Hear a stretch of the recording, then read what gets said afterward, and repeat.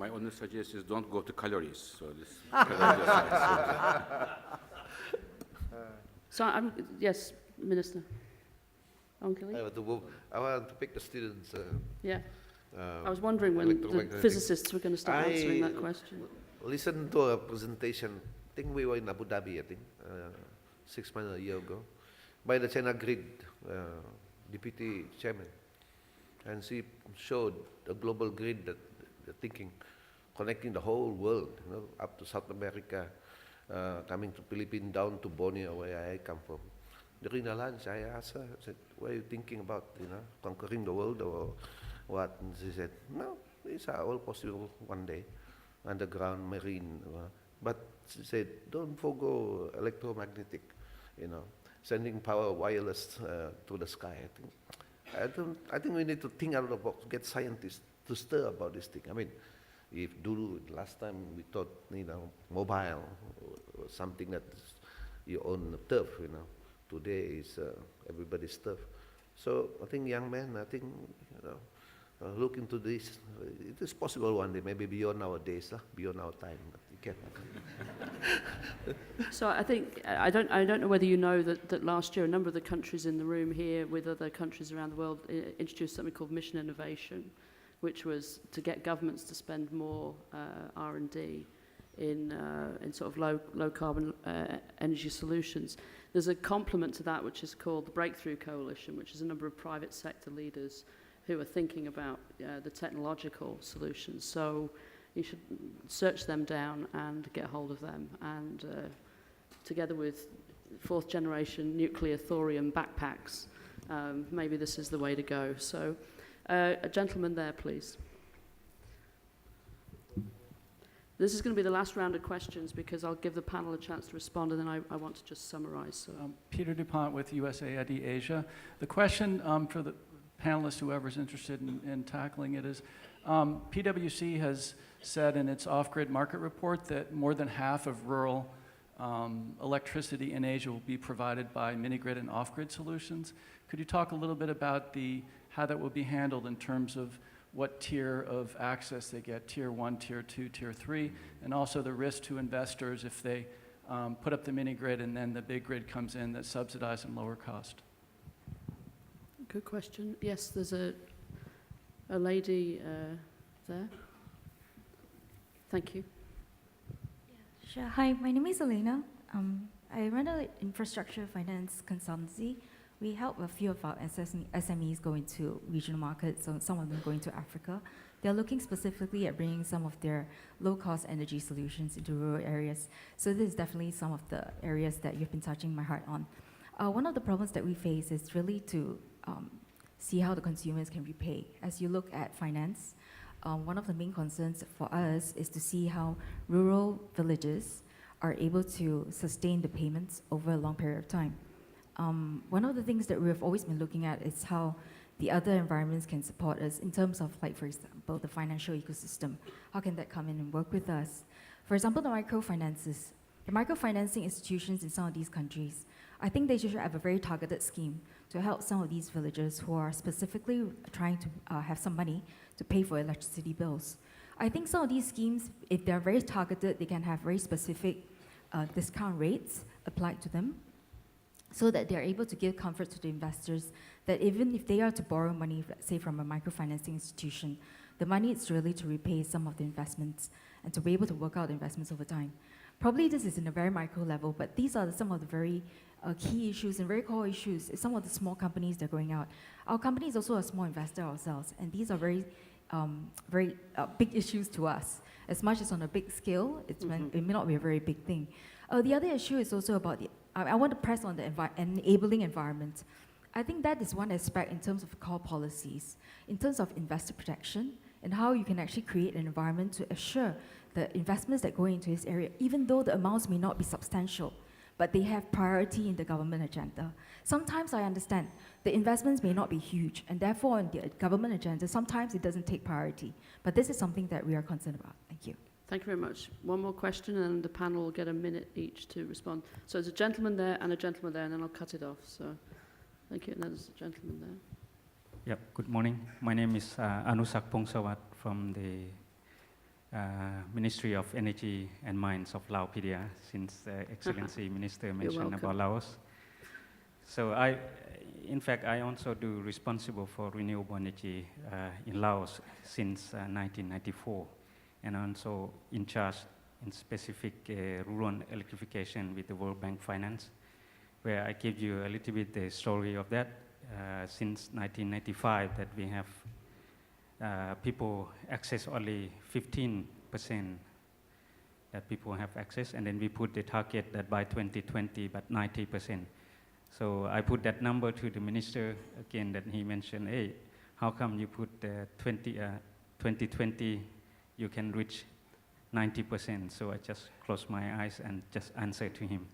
So at least today I can prove that we have more than 90%, 92% already people have access to modern energy service or electrification connected. So of that, about 3 or 4% people use solar home system in very, very remote area. So I'm happy that we can reach some agreement already for via export the hydropower to neighboring countries. But with that, we still have very big challenge that to have reaching about 5% that people really at the last mile. That really, really difficult. So I would have a question to Mr. Brian from India, that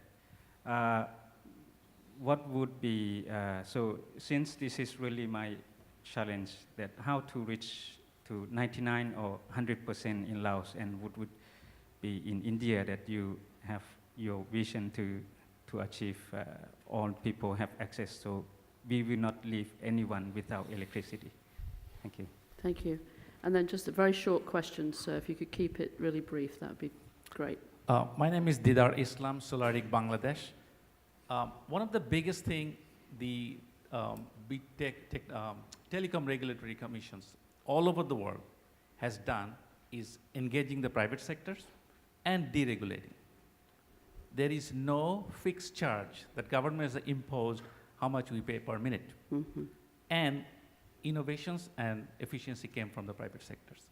My question to Mr. Pradhan especially is, can the energy regulatory commissions take the same footsteps that the telecom has done, which is let the private sectors come in, innovate, provide the efficiency, and let the market decide how much I or he should pay per unit. And that unit may not be kilowatt hour, that may not be something else, something the market will define, because it's not the kilowatt hour which started in 150 years ago, and it's not the central generation and distribution that we started 150 years ago. New domain has started.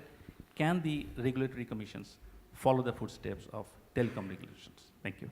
Okay, so we had some excellent questions. I don't think we've got time for everybody to answer everything, but if I start with you, Chairman, and then we go a minute or less all the way down the panel, and I will conclude. Thank you.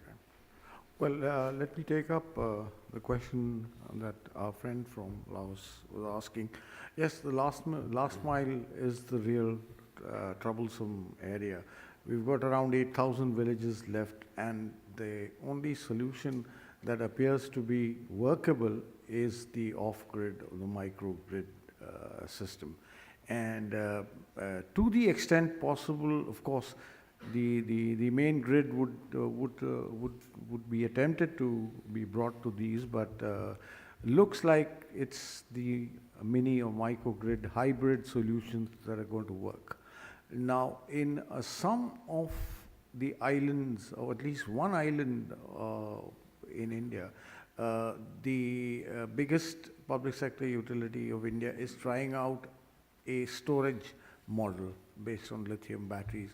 It's just starting off, so we are trying to see what would be the results of that. So that's as far as the last end of access is concerned. As far as our, in fact, there were two questions. One was what would happen to the off-grid system or the microgrid system once the main grid came. How would that be dealt with? So what we've done in India is some of the states have brought out regulations to assure the entrepreneur who's gone in there and set up his microgrid and is distributing electricity, that as and when the grid comes, the microgrid or the mini grid will be allowed to sell electricity to the grid, and they would be paid the average cost that the distribution utility, the incumbent distribution utility is charging, and whatever is being the leftover part would be given by the government as subsidy. That leads me to what Dr. Islam was saying, which is in terms of allowing a total deregulation. The total deregulation part will have a problem once the main grid comes. So that issue needs to be dealt with regulatory intervention so that once the main grid reaches an area which has been covered by a micro or a mini grid, the integration with the main grid takes place smoothly. So I feel that complete deregulation is not called for. Thank you. Thank you. Any quick reflections from other panelists? I will be very short to leave the time for my colleagues as I talk a lot. My plea is the following. We have seen that the renewables are growing very strongly, mainly as a result of the government support globally in the last years. And this afternoon we are going to release our renewable report. You will see the numbers there. Now, we all agree, I think our CEO also mentioned, it makes perfect economic sense for the rural electrification, instead of extending the grids, to go for off-grid solutions. Therefore, it is now time for the governments to think how we can have creative financial support schemes for the off-grid, mini-grid solutions for renewables, which are in general economic, but need an economic incentive there. Therefore, it is the task in front of the governments and the regulators how we can have creative incentives for the off-grid solutions for renewables, especially for solar purposes. This is the only point I wanted to make. Thank you. Minister. Yeah, in our part of the world, we of course pushing very hard on the renewables. At the moment, total generation capacity in Malaysia about 28,000. Out of that, at the moment, renewables about 6%. But if I include hydro of any size, 8,008 from TNB, immediately we jump to about 14%, actually. But we are pushing, we're going for next 5 years, 1,000 megawatt solar PV, open bidding, 250 will be announced, already bidded. The lowest about 39 cents. I don't see how Abu Dhabi and the group could do it for 3 cents. The 39 cents is 10 cents USD. Connectivity, connection, you deal with yourself. No FIT, okay. But I suspect in the 3 cents there, land may be as good as free, finance may be 2%. But we need to be sharing about this information, because we're putting net metering, 100 megawatt per year for the next 5 years. That's another 500, and we're pushing for energy efficiency, which we believe we can save up to 8% of the total consumption at the moment. So, and it's, many of these are open bidding. We're trying to make sure that even regional players can come, combining with the local people. So those are the opportunities in Malaysia. Thank you very much. Comments? Very briefly, I'd just say that on the distributed generation versus grid issues, look, these are issues not only for developing countries, but of course very much for the developed. On the positive side, you know, the solar, the wind, micro solutions in a long stringy country like New Zealand are providing much greater resilience, and companies are going to these solutions rather than putting in the transmission and the lines. Some positive aspects to them. I think on the other side, the much harder side, though, of course, what we also see is increasingly wealthy suburbs moving to the solar solutions and going, if not off-grid, substantially off-grid, and that vexed question of with fewer and fewer on-grid, how you over time pay for those common costs. Thank you, absolutely. And Mr. Yes. Wong, please. On the point about microfinancing, I just want to say that, look, Bank Danamon has been successful in deploying microfinancing for motorcycles in Indonesia, right? Hugely successful. So I can imagine, microfinancing for solar panels or storage as a package could work very well. After all, you cannot drive away your solar panels just like you could with a motorcycle. So that's the first point.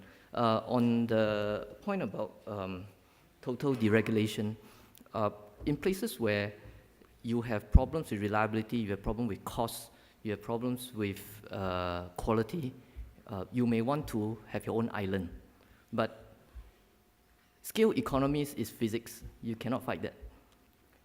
In a bigger system, you will get the benefits of sharing. For instance, in terms of cooling, again, as an example, our subsidiary, Singapore District Cooling, which provides the cooling for this entire Marina Bay, one of the buildings on the fringe, we convinced them to switch from their conventional air conditioning systems, one whole building, to taking chilled water from us. Their own engineers measured 42% savings in the amount of kilowatt hours consumed. So I'm talking about the physics of scale economies, and we need to balance the need for independence versus the actual cost. And at the end of the day, consumer choice should win out. So thank you very much. Before I ask you to join me in thanking the panel, I think what we've learned today is that this is a global problem, that some countries are making really rapid progress, that the last mile is a challenge, and we have to put it in our minds as the first mile in order to find the integrated solutions, which you heard a lot about, that are going to be necessary, that the consumer can be a very powerful factor in this. And if the consumer is a woman, they have to be consulted, and we have to know how people are using that electricity, or if they're using it once it arrives. Cooking is a separate issue. It's a connected issue, but it has its own dynamic, and we have to drill down on that. I just want to say one thing as Sustainable Energy for All. We have a consortium of knowledge partners, which includes the IEA, one of the leading knowledge partners. And every 2 years, we produce something called the Global Tracking Framework. The next version of this will be coming out in April next year, and that will give an overview and an update on the tracking against the goals of SDG 7, including the access goal. But what will also be being produced in April next year is the first attempt to put the tiering framework over the access targets. This goes to Mr. Pradhan's point. So there's been an international collaboration around understanding what access are we talking about. So for those people who don't even have 12 watts, those people who don't even have light and a cell phone charger, those people who don't have light, a cell phone charger, or have that but maybe don't have cooking, maybe don't have a fan, don't have television, etc. To the small business owner who has power but doesn't have it reliably, doesn't have it at the times of the day that he needs it, and can't run his business. So we're trying to come out with the first report of those tiers, tier 1, 2, 3, 4, 5, over the access problem, looking at who are we really talking about, and therefore what are the financial solutions and what are the solutions. I think the other thing that I want to say is that we'll also be coming out with some work next year on the dividend. So this is the economic and health and development costs of not closing the access gap earlier. And this is the idea of putting different arguments in the hands of the ministers here as they fight in Cabinet for budget allocations and regulatory reform. So with all of that, I'd like you to thank this august panel.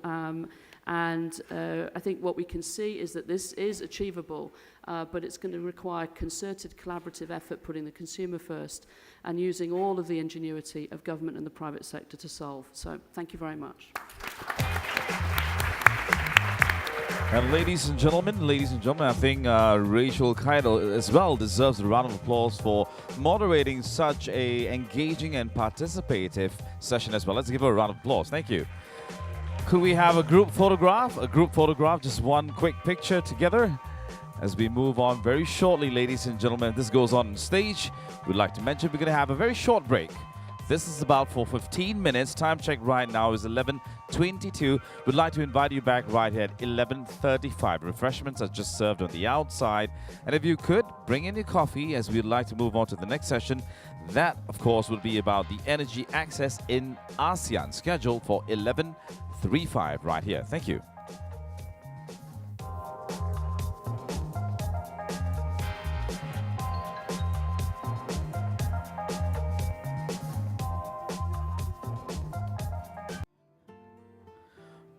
Ladies and gentlemen, it's good to have you back. We'd like to invite you to take your seats as we move on to the next session. Thank you very much.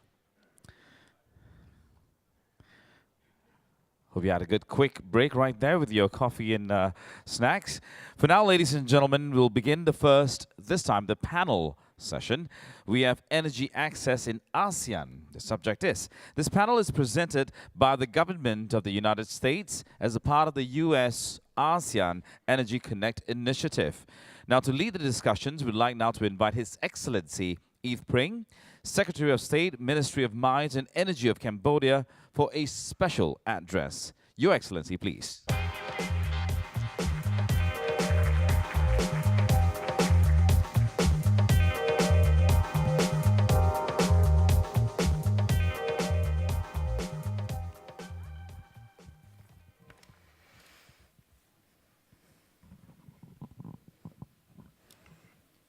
A very good morning, Excellency, honorable distinguished delegates, ladies and gentlemen. It is my great pleasure and honor to be here today in this Energy Access Forum on powering development in the Asia-Pacific as a part of this year's Singapore International Energy Week, SIEW 2016. First, I would like to thank the organizer, Energy Market Authority, IMA, of Singapore, for the excellent arrangement and hospitality accorded to Cambodian delegation. Today, I would like to share with you on the energy access in our ASEAN region from Cambodia's experience. Distinguished guests, ladies and gentlemen, I would like to take this opportunity to brief you about Cambodia's power sector development. Since the last decade, significant progress has been made in the power sector in Cambodia.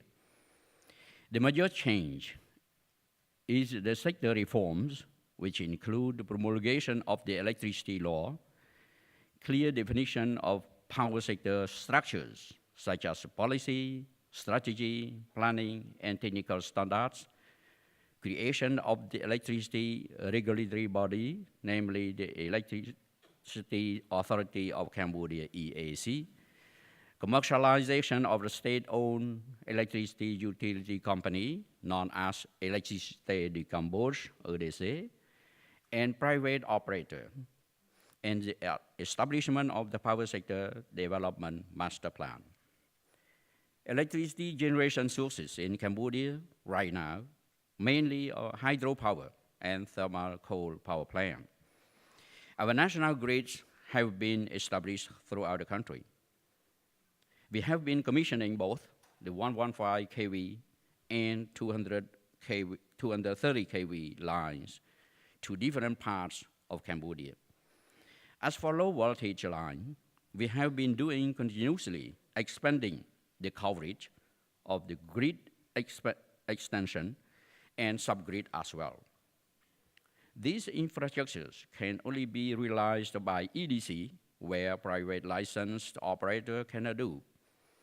All these efforts are aiming toward just one goal of accelerating access to electricity grid and increasing the rate of electrification in rural areas with security and reliability of supply. We just rolled out our 2015-2020 plan to lower electricity tariff. Cambodia is committed to bring the kilowatt hour to people with cheaper and cheaper tariff going forward. This is needed to emphasize and recognize that active participation of both local and foreign private companies contributes to this significant progress on bringing energy access to the people of Cambodia. Distinguished guests, ladies and gentlemen, as a part of the new Sustainable Development Goal, SDGs, which were adopted last year during the United Nations Sustainable Development Summit in New York, goal number 7 focuses on access to clean, reliable, and affordable energy.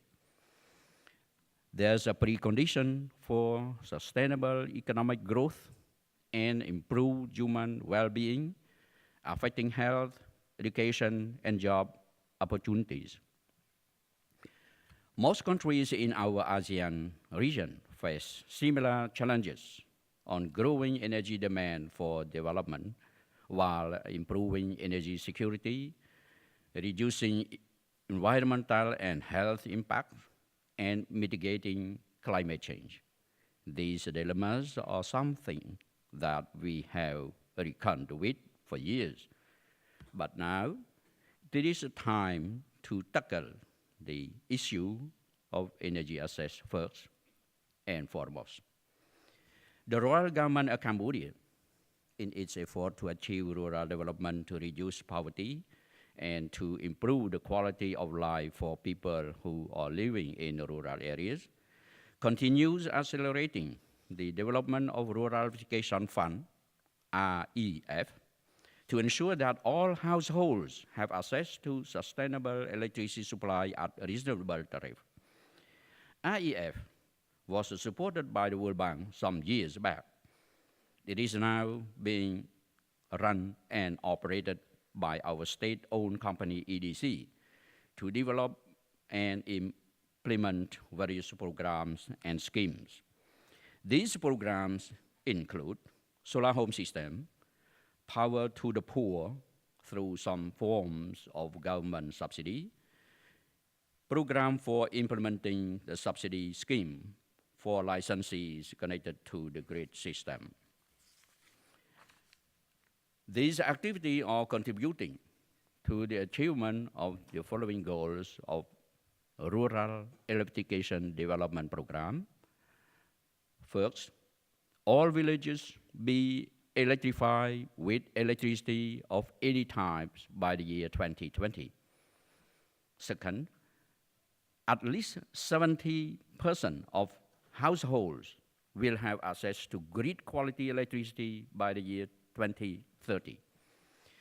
We are happy to report that up to date, there are nearly 70% of villages and more than 60% of households have access to grid quality electricity in Cambodia. There are about 61,000 solar home systems installed for remote households throughout the country. As you can see, Cambodia is now committed to achieve the energy access target in line with the long-term goals set out, SDGs for 2030. There are many means to get there, and that include promoting energy efficiency, increasing investment in renewable energy, and other key infrastructures.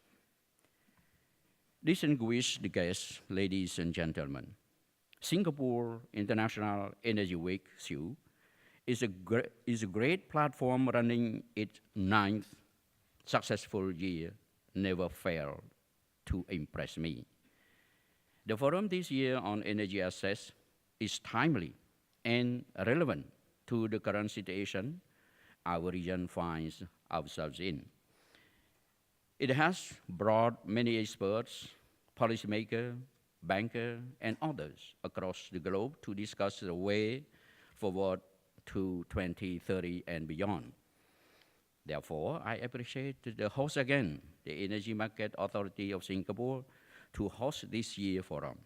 I do hope that this Energy Access Forum will be a very productive and fruitful session. I look forward to hear from other speakers to share their thoughts, perspectives on both things that have gone well and challenges we have faced, and most importantly, the creative solutions that would help us expedite the implementation of SDG on increasing energy access for future in the ASEAN region. Once again, I would like to express my profound thanks to all of you for allowing me to share this topic from Cambodia's experience. Thank you very much for your kind attention. Your Excellency, thank you for your special remarks, sir. Thank you. We'll now proceed with the panel discussion, ladies and gentlemen. Allow me now to introduce you to our moderator. He is Dr. Sanjayan Vilaudam. He is the Executive Director at ASEAN Center for Energy. Joining him on stage will be Mr. Peter DuPont, Senior Climate Change Advisor at USAID Asia, Hiroyuki Hayashi, Senior Advisor to the Director General, Energy, Industrial Development and Public Policy Department in GICA, Dida Islam, Founder, Solaric Global, and David Hutagalung, Country Director, GE Power Indonesia. Let's now invite our entire panel up on stage for this next session with a round of applause, shall we?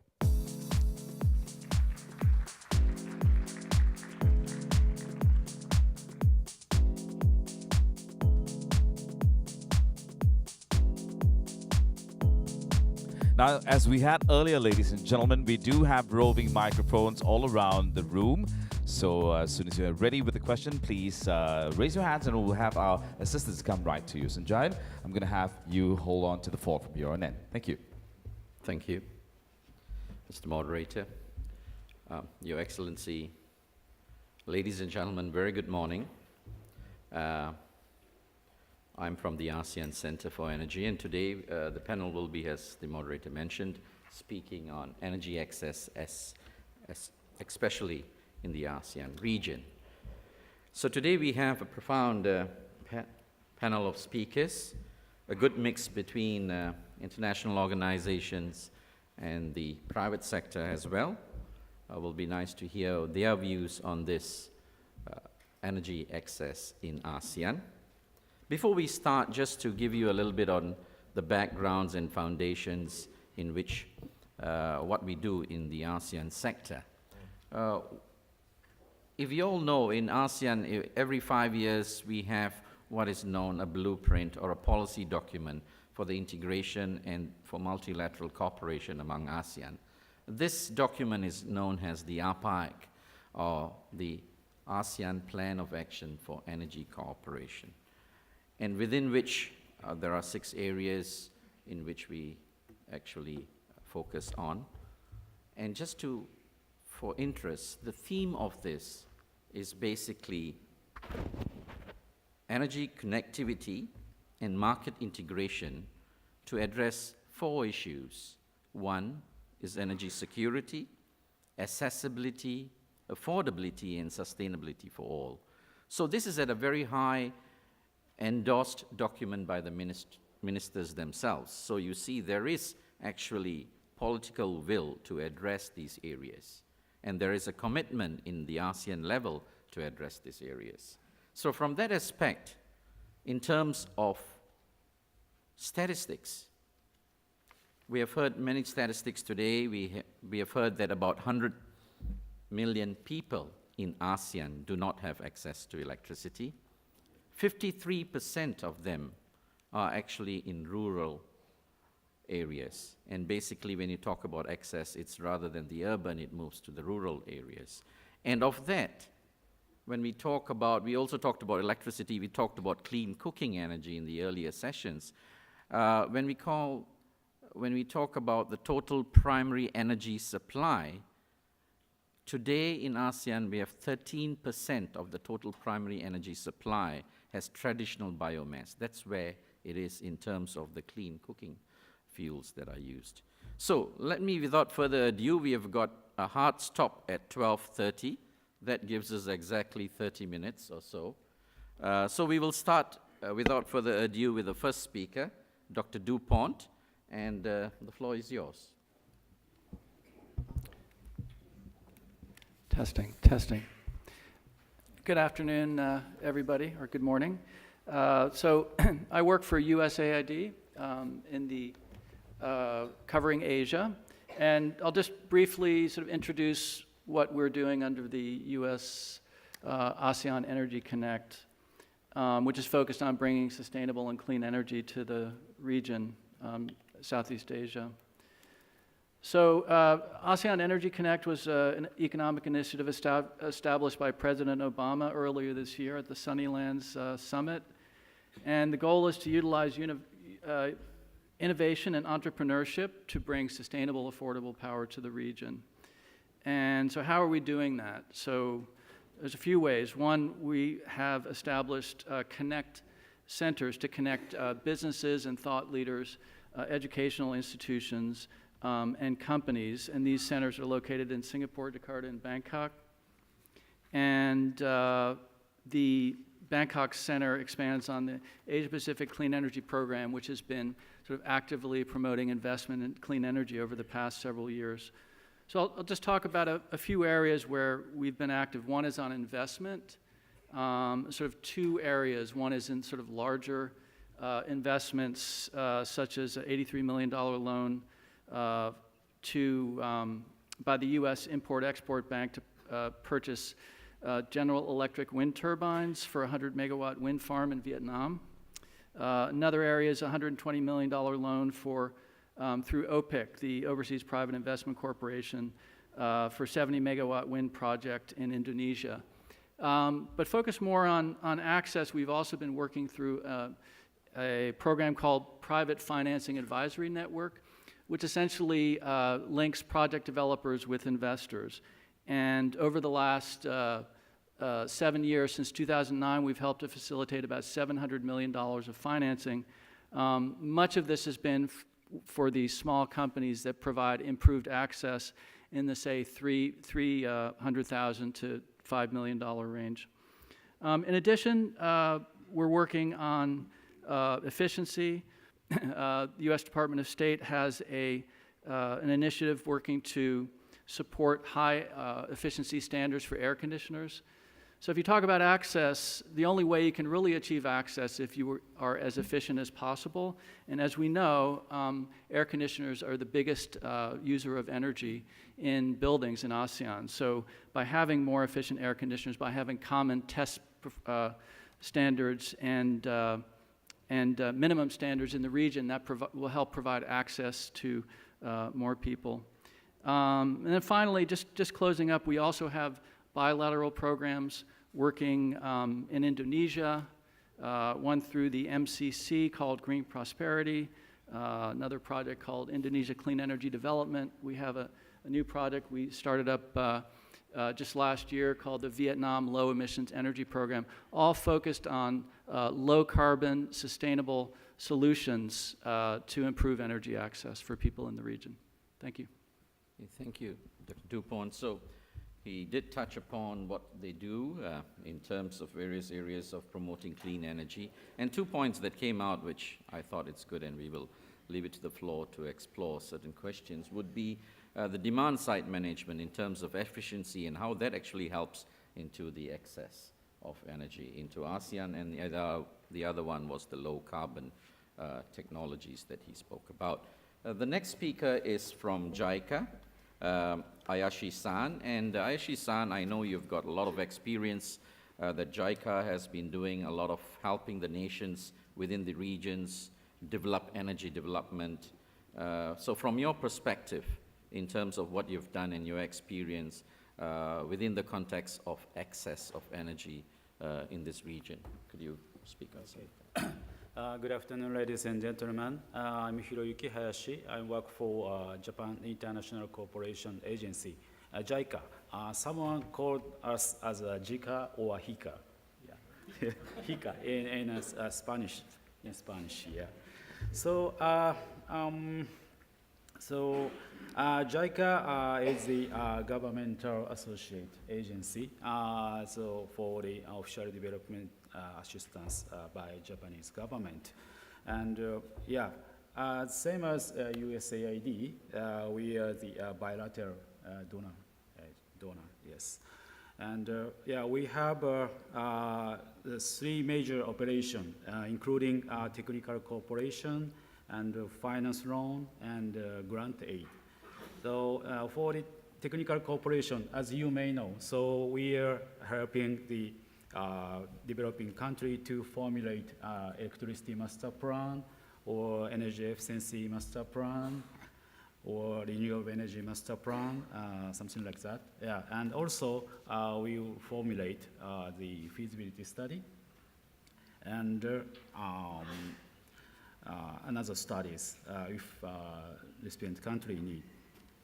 Yes, and for the another technical cooperation, so we will carry out as a technical cooperation project. So it's a technical cooperation for solving specific issues, not only for the technical issue, but also the system issue. Yeah, and also we accept the trainee from a developing country, invite to Japan or this other country. So I know, so yes, Dr. Sanjaya was